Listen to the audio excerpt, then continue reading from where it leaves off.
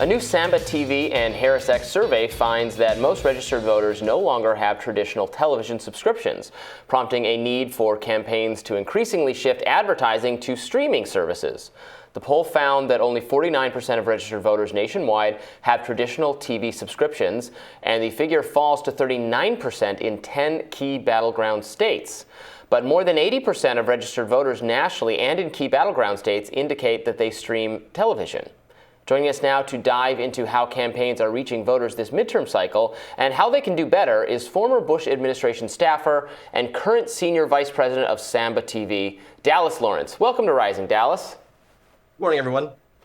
So I guess I'm a sucker because I still have a traditional television cable package. I don't know why. Okay. I don't watch enough of it to justify it. It's just kind of obnoxious to cancel.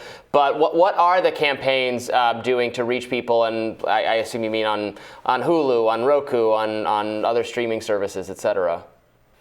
Yeah, I've been in and around the political space for a little over 20 years now, campaign space. And I think every year we say, this year is historic, this year is unprecedented. This year it really is. And I think there's a couple of key reasons why we're seeing that shape up across the landscape. The most obvious, of course, is what we've all been talking about for the last couple of months, and that's that both the House and Senate are clearly within grabs. Latest polling showing Arizona, Nevada, Georgia, and Pennsylvania all within the margin of error, which is going to make that exciting. The second reason is driving from that is because we're seeing this unprecedented amount of money, something I've never seen in my life. We're seeing this year, that is more money being spent in a midterm election than was spent in the previous presidential. We're expecting more than $9 billion to be spent. Just kind of let that number sink in for a second. So against that backdrop, you have the data you just shared, that you have $9 billion being spent trying to reach voters across every medium possible. And for the first time ever, a majority of U.S. adult registered voters report they no longer have a traditional cable subscription in the House. And as you mentioned, that number gets significantly worse for those independent swing state voters in the battleground states. So what that's leaving these campaigns with is this need to think differently about how they reach voters this election cycle. And the obvious medium they're moving to, where we're seeing a lot of dollars migrate into, is into the streaming and into the connected TV ecosystem. And there really are two key reasons driving that. The first is it's the best of both worlds from an advertising perspective. It really marries all of the amazing targeting and measurement aspects that you see from the digital ad campaigns that have really dominated campaign budgets the last couple of years. But it marries it with that biggest screen in the house that has that amazing ability to capture our attention and pull us in for those 15 or 30 seconds. So we are seeing, I think, we're going to see an unprecedented amount of money shift into streaming. But really, this is just the beginning. I think we're going to see 2024 really ratchet that up significantly.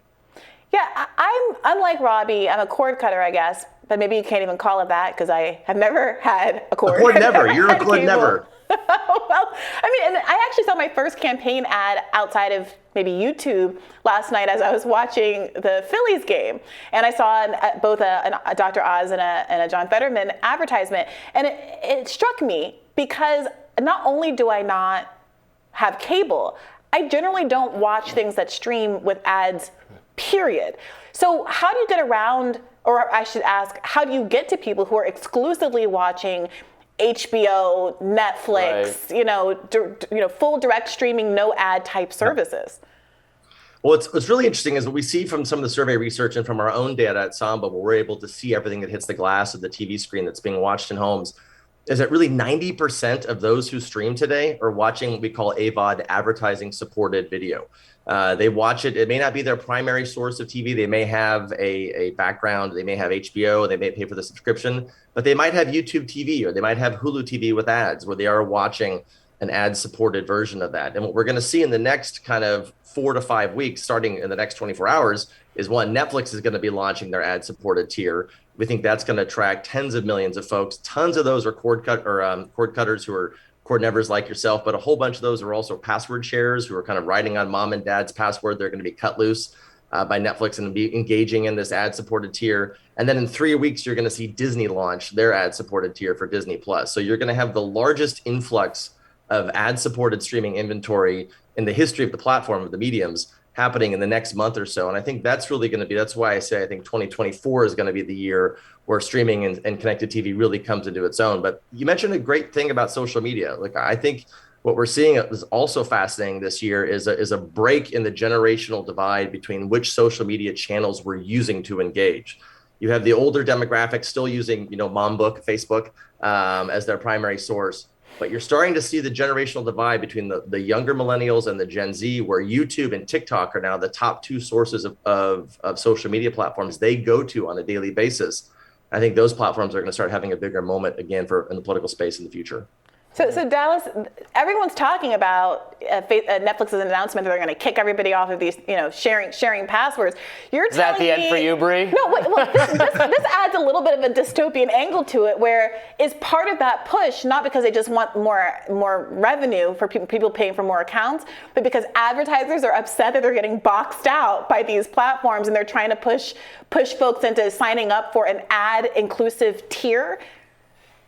I think nothing good in life is free, and I think that Netflix is now ending the free train. Netflix has about half of their subscribers, potentially half of their users are password sharers. That's potentially 100 million people who are she just raised her hand. Who are free riding. Yeah. And they're doing it. I think they're giving a carrot and a stick approach. So they could just be cutting people off and saying now you have to join the $12.99 or $24.99 tier. Instead, but they're giving an off ramp saying, look, we can no longer have you password sharing at $9.99 because we have to spend $18 billion a year on content to make you love all these great shows. But instead of that, we do now have an option for you at $6.99, which is really, for the value exchange. And you're going to be watching only 4 minutes of ads compared to 14 minutes of ads on traditional cable per hour. So I think you're really going to you're going to see a large number of folks want to move into that ad tier model who either currently aren't Netflix subscribers today or who are password sharers. You also have to actually watch the ads on some of these streaming services. Like on YouTube, you can't, or it gives you 30 seconds or whatever till you can click through it. Whereas on cable, you don't. If you're watching a DVR, or you recorded it, you just fast forward through all the ads.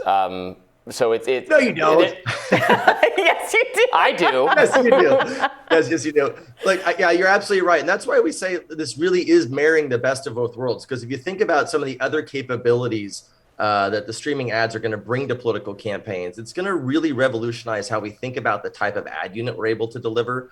So if you just look at what consumer polling is telling us of younger generations, a third of millennials have clicked on a QR code on a television commercial they've seen and gone to purchase a product.